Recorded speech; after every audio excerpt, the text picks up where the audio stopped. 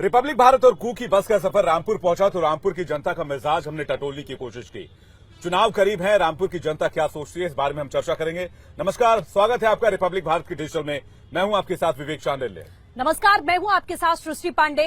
अब लगातार रिपब्लिक भारत की बस यूपी का महाभारत कार्यक्रम लेकर आ रही है, अलग अलग शहरों में पहुंच रही है। लेकिन उससे पहले समीकरण हम आपको रामपुर का बताएं। कू ऐप डाउनलोड करिए और उस पर अपने विचार जरूर साझा करिए #यूपी की आवाज के माध्यम से।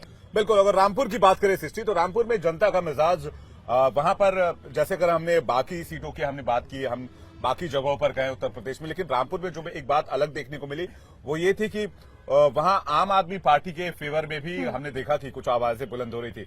इनफैक्ट सपा के खिलाफ थोड़ी नाराजगी नजर आई और वो जो समाजवादी पार्टी का जो मुझे लगता है कि एक तबका है वो शिफ्ट होता दिख रहा है आम आदमी पार्टी की तरफ, खासकर वो माइनॉरिटी जिस पर समाजवादी पार्टी का फोकस रहा है अच्छा खासा और एक वोट बैंक माना जाता है, वो थोड़ा सा टिल्ट होता हुआ दिख रहा है। आपको क्या लगता है? बिल्कुल विवेक, जैसा आपने कहा, और ये एक हैरत की भी बात रही क्योंकि ये माना जाता रहा अभी तक कि माइनॉरिटीज की अगर बात करें तो वो पूरा गढ़ जो है वो आजम खान के नाम से ही जाना जाता है और हमेशा से समाजवादी पार्टी का रहा है। लेकिन ये डेवलपमेंट अधिकतर तब से देखने को मिला जब से योगी आदित्यनाथ की सरकार आई, आजम खान के ऊपर कार्रवाई हुई, तो वहां की आवाम ने ये कहा कि हमें अब हिम्मत मिली, क्योंकि हम अभी तक डर के साए में जी रहे थे, कि अब हम कहीं ना कहीं अपनी आवाज उठा सकते हैं। हालांकि बीजेपी और समाजवादी पार्टी दोनों के पक्ष में ही नाराजगी वहां देखने को मिली है। बिल्कुल, और कुछ जब हमने स्थानीय लोगों से बातचीत की तो कुछ जो फैक्ट निकलकर सामने आए, जैसे कि कुछ लोगों ने कहा कि दादागिरी खत्म हो गई है, अब पुलिस के पास जाने में कोई हिचक नहीं रहता है, पुलिस तो पूरी बातें सुनती है, शिकायत सुनती है। जौहर यूनिवर्सिटी की का जब जिक्र हुआ तो कुछ लोगों ने जौहर यूनिवर्सिटी को जौहर इंडस्ट्री के नाम से संबोधित किया। ये बताता है एक सेंटिमेंट जो है वो एक बना है एंटी करप्शन, एंटी माफिया।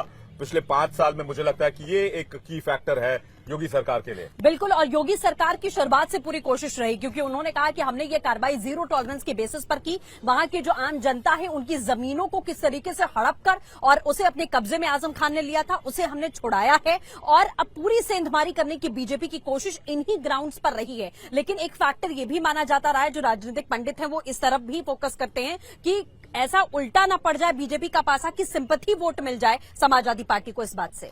बिल्कुल, ये एक सिंपथाइजर हमने देखा कि काफी ज्यादा देखने को मिले समाजवादी पार्टी और आजम खान के लिए। हालांकि आजम खान के प्रति थोड़ी नाराजगी है क्योंकि जिस तरह का माहौल था रामपुर में उसको लेकर लोग खुलकर अब बात करने लग गए हैं, जो कि पहले नहीं देखने को मिलता था। तो रामपुर में मुद्दे मुझे लगता है कि 2-3 बहुत अहम है।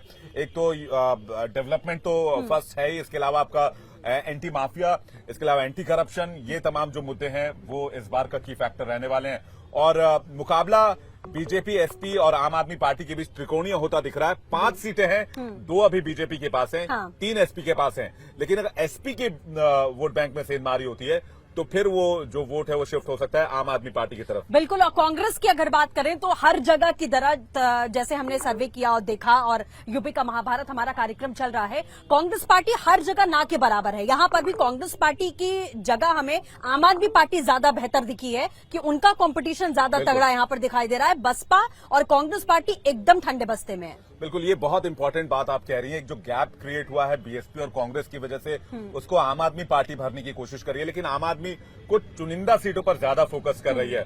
और एमआईएम की बात करें तो एमआईएम भी एक तगड़ी दावेदार है रामपुर में।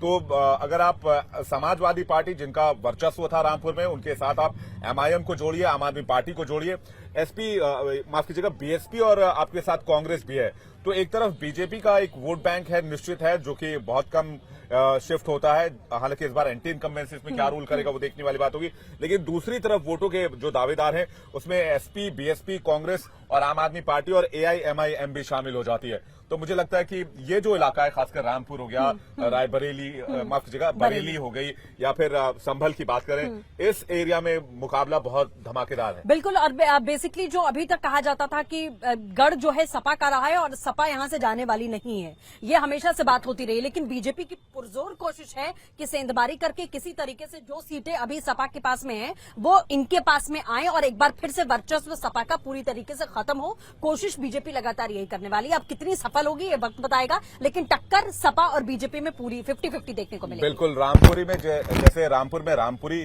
चाकू की तेज धार होती है, वैसे सियासी मुकाबला भी तेज धार वाला ही है और इस बार के चुनाव में बहुत दिलचस्प मुकाबला होने वाला है। आप भी अपनी राय रख सकते हैं, ये हमारी राय थी, आप अपनी राय रखिए। #यूपी की आवाज कू ऐप पर डाउनलोड करें, कू ऐप फॉलो करें रिपब्लिक भारत को। उत्तर प्रदेश के चुनावों से संबंधित आप अपनी राय रखें कू ऐप पर और रिपब्लिक भारत पर अपनी आप राय भी रख सकते हैं फॉलो करके। बिल्कुल, और लगातार इसी तरीके से जहां जहां यूपी का महाभारत कार्यक्रम हमारा चल रहा है, यूपी का समीकरण क्या कहता है, अलग अलग विधानसभाओं में जनता क्या कहती है, हम आप तक पहुंचाते रहेंगे इसी तरीके से कि हमने क्या महसूस किया। लेकिन जैसा विवेक ने कहा, कू ऐप पर जाइए, अपनी आवाज जरूर रखिए। फिलहाल के लिए बस।